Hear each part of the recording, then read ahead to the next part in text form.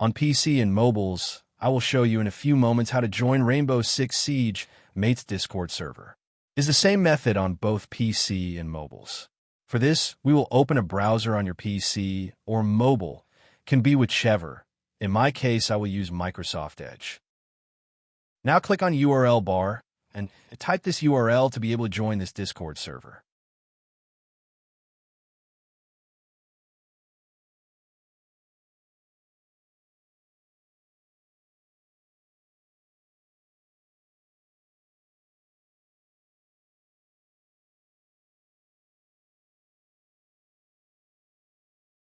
Doing this will automatically start your Discord application if you have it installed.